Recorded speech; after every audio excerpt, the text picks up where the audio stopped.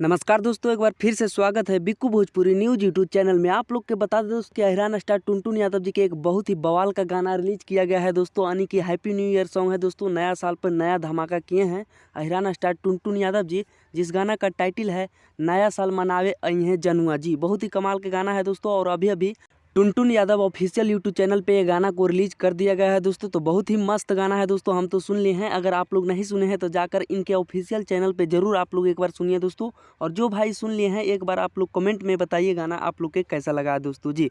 और आप लोग के बता दें दोस्तों कि इस गाना में आर्या शर्मा जी का म्यूजिक है और सुनील सागर जी का लिखा हुआ गाना है दोस्तों। और अहिरान स्टार टुनटुन यादव जी इस गाना को गाए हैं, और साथ में फीमेल सिंगर खुशबू राज गाई है दोस्तों जी। बहुत ही मस्त गाना है, तो जाइए सुनिए, गर्दा उड़ाइए। वीडियो पसंद आया तो लाइक करके चैनल को सब्सक्राइब करके जुड़ जाएगा। यहाँ पे अहिरान स्टार टुनटुन यादव जी के हर एक न्यूज मिलते रहता है दोस्तों। धन्यवाद।